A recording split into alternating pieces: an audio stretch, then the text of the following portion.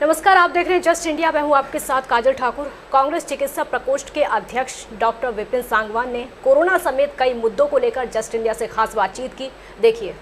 नमस्कार, मैं हूं मोहित चौधरी और आप सभी का स्वागत है जस्ट इंडिया में। और तमाम जो हालात फिलहाल देश के हैं, जिस तरह की स्थिति है, उन तमाम मुद्दों को लेकर आज हम बात करेंगे।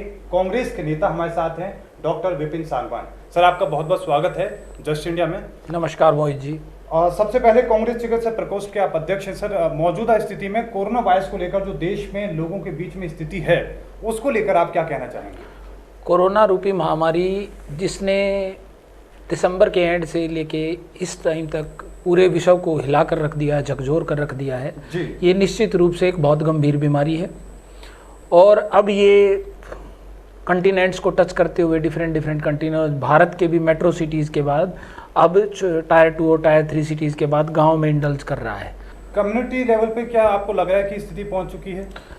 कई मेट्रो सिटीज़ में, जैसे गुजरात में, महाराष्ट्र में, दिल्ली में, ये कम्युनिटी ट्रांसमिशन का रूप ले रहा है। तो ये निश्चित रूप से गंभीर बात है और जो भी वहाँ की सरकारें हैं वो कोई निश्चित कदम इसमें नहीं उठा रही और वहाँ के लोगों को जो भी एहतियात बरतनी चाहिए, अगर उस चीज़ को नहीं बरता गया तो ये एक बहुत बड़े विशालकाय रूप ले लेगा। लेकिन डॉक्टर साहब, एक अगर हम बात करें कि कम्युनिटी ट्रांसमिशन आखिरकार है क्या, ताकि दर्शक भी समझ सकें आसान भाषा में। कम्युनिटी ट्रांसमिशन का मतलब होता है कि जब जनमाल में कोई चीज़ पहुंच जाए जो एक मनुष्य से दूसरे मनुष्य को छुए और हर व्यवस्था के अंदर जो चीज़ पहुंच जाए, that is called community transmission. इसको एपिडेमिक फॉर्म भी कहते हैं। एपिडेमिक फॉर्म में इससे कोई भी बचा नहीं रह सकता।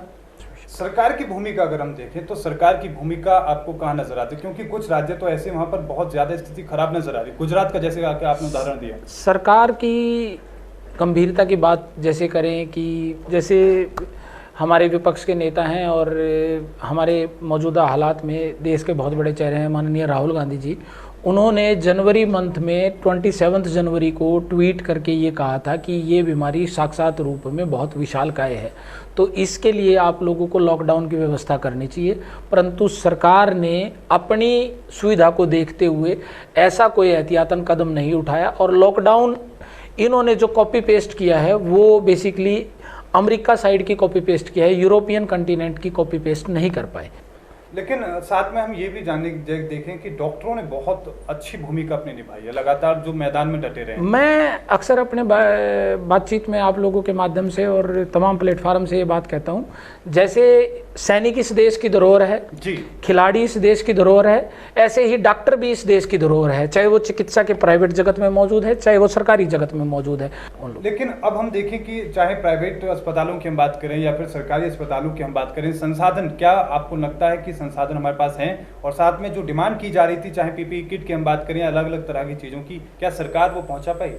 सरकार इनिशियल रूप से इसमें संसाधन संपन्न नहीं थी जी, और आज भी बहुत संसाधन से युक्त नहीं है। परंतु प्राइवेट लोगों की भूमिका और सरकारी लोगों की जो भूमिका है और तमाम जो हितैषी संस्थाएं हैं समाज के कल्याण के लिए रिगार्डिंग, उन लोगों ने काफ़ी हद तक एक अग्रणी रोल अदा किया है। उन लोगों को मैं कोटि कोटि नमन करता हूँ। लेकिन अगर हम पॉलिसी की बात करें, मौजूदा स्थिति देखने के दौरान अगर हम देखें तो सरकार की फिलहाल क्या पॉलिसी होनी चाहिए? सरकार की पॉलिसी, देखिए मैं पहले भी कह चुका हूं कि ये देश नहीं, ये दुनिया है। यहाँ पे अमीर तबका भी है, मध्यम वर्गीय भी है, गरीब तबका भी है। इन लोगों के रिगार्डिंग सरकार को अलग अलग गाइडलाइन इशू करनी चाहिए। संपन्न परिवारों को बहुत सारी चीज़ों की ज़रूरत नहीं है। मध्यम वर्गीय परिवार जिनका रोजी रोटी छूट गई है, जो नित्य कर्म पे गुजारा कर रहे थे, और जो गरीब 55 करोड़ लोग जो आज गरीबी रेखा से नीचे गुजारा कर रहे हैं, तमाम लोगों की तरह अलग अलग गाइडलाइन इशू करनी चाहिए और उन लोगों के गुजर बसर के लिए एटलीस्ट इस फाइनेंशियल ईयर के लिए ये सुनिश्चित करना चाहिए कि कोई भी आदमी महामारी की चपेट में ना आए, कोई भी आदमी भूखमरी की चपेट में ना आए, कोई भी आदमी निश्चित रूप से क्राइम की तरफ अग्रसर ना हो। लेकिन ऐसे में कॉलेज खोलने की बात हो रही है, स्कूल खोलने की बात की जा रही है, आपको क्या लगता है कि ये समय सही है? ना, ये कम्युनिटी ट्रांसमिशन जब खतरे का अलार्म दे रहा हो तो इस तरह की व्यवस्थाओं की तरफ पहल करने की कोई भी अक्लमंद कदम नहीं होगा। मैं इस चीज़ का निश्चित रूप से पक्षधर नहीं हूँ कि स्कूल कॉलेजेस खोलने चाहिए या कोई भी पब्लिक गैदरिंग का काम करना चाहिए। जी बिल्कुल। अब हम आगे बढ़ते हैं, मध्य प्रदेश की राजनीति का हम लोग करें या फिर हम मणिपुर की राजनीति को देखें, बहुत उतार चढ़ाव वहाँ पर देखने को मिल रहे हैं। शुरुआत मध्य प्रदेश से करना चाहेंगे, क्या कुछ कहेंगे? मध्य प्रदेश की राजनीति, कमलनाथ जी सरकार बनाने में कामयाब रहे और भारत की भूमिका में, जैसे कि हमने देखा दिग्विजय सिंह थे उनके साथ, और कुछ लोग अपनी राजनीतिक महत्वाकांक्षा के कारण उन्होंने वहाँ की सरकार के साथ दगाबाजी करी और कमलनाथ जी की पीठ में छुरा भोंक के वो लोग चले गए हैं। 15 साल पहले ठगा हुआ महसूस कर रही थी, अब भी निश्चित रूप से दोबारा कांग्रेस की सरकार वहाँ पे आएगी।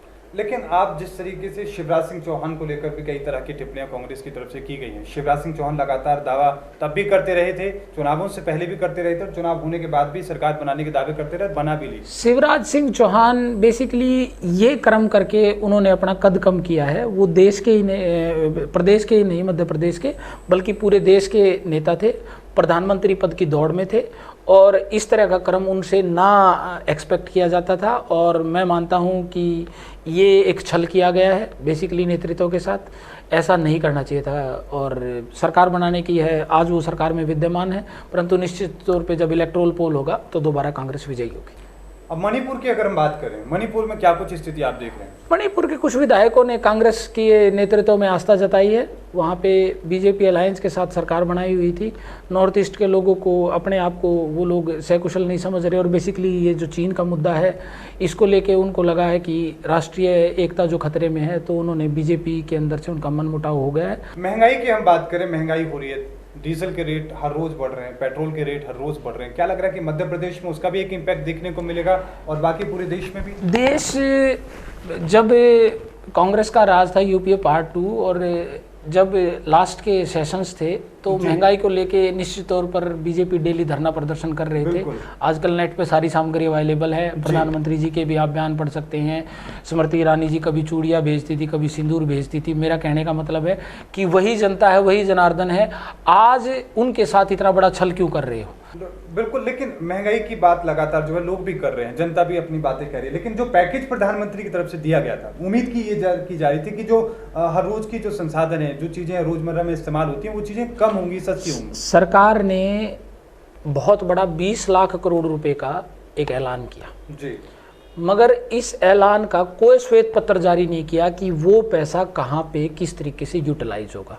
बिल्कुल डॉक्टर साहब, हम अंतिम पड़ाव में हैं और चीन की हम बात करना चाहेंगे, क्योंकि चीन के साथ भारत के जो तनाव रिश्ते लगातार सामने आ रहे हैं, पूरी दुनिया में इसको लेकर चर्चा की जा रही है, उसको लेकर आप क्या कहेंगे? देखिए, गलवान घाटी के अंदर जो हुआ जी, उसको लेके विपक्ष ने पहले ही चेता दिया था प्रधानमंत्री जी को।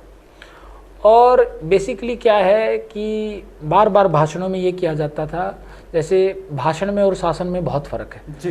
भाषणों में ये बात कही जाती थी कि गड़बड़ी सरहद पे नहीं है, गड़बड़ी दिल्ली में है। दिल्ली में आज केंद्र सरकार उनकी है, लाइन ऑफ कंट्रोल पे उनके कंट्रोल है। और इस हालात में अगर देश का कोई भी सैनिक बलिदान होता है तो आघातपूर्ण है। जो माँ अपना बेटा भेज चुकी है, जो बहन अपनी राखी भेज चुकी है, जो पत्नी अपना सिंदूर भेज चुकी है सरहद पे, वो ये मानती है कि केंद्र सरकार उनसे संबंधित कोई ना कोई गंभीर कदम उठाएगी। परंतु केंद्र सरकार इस मामले में टोटली विफलता का सामना कर रही है। परंतु ये वक्त राजनीति का नहीं है।